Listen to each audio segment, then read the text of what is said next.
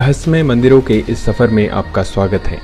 आज के इस वीडियो में हम आपको महाकालेश्वर मंदिर के 10 रहस्यों के बारे में बताएंगे जिन्हें सुनकर आप दंग रह जाएंगे। तो चलिए बिना समय गंवाए शुरू करते हैं हमारा ये सफ़र।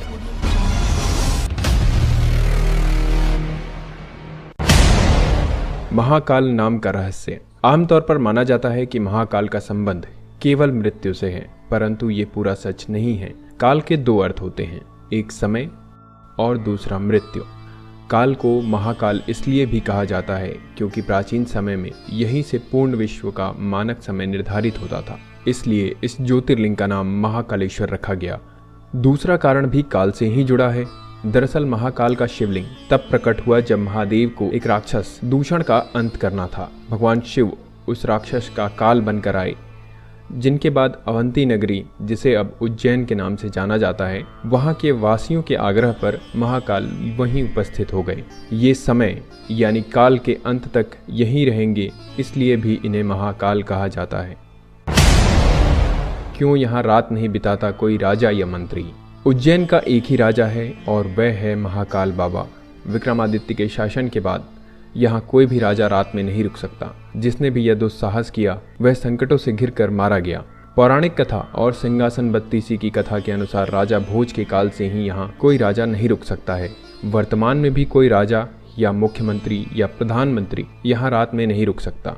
इससे जुड़े कई उदाहरण भी प्रसिद्ध हैं, जिनके बारे में आपको जानकर आश्चर्य होगा। एक बार देश के चौथे प्रधानमंत्री मोरारजी देसाई भी जब मंदिर के दर्शन करने के बाद रात में यहाँ रुके थे तो उनकी सरकार अगले ही दिन गिर गई थी। ऐसे ही कर्नाटक के मुख्यमंत्री वीएस येदियुरप्पा भी जब उज्जैन में रुके थे तो उन्हें कुछ ही दिनों के अंदर अपना इस्तीफा देना पड़ा था।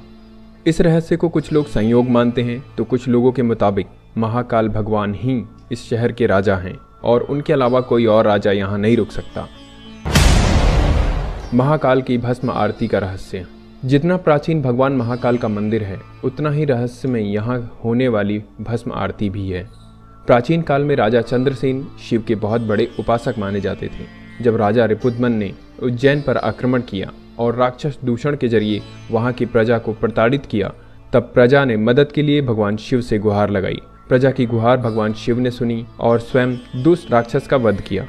सिर्फ इतना ही नहीं, भगवान शिव ने दूषण की राख से अपना श्रृंगार किया और वे हमेशा के लिए यहाँ बस गए। तो इस तरह से भस्म आरती की शुरुआत हुई। चिता भस्म से की जाती थी आरती।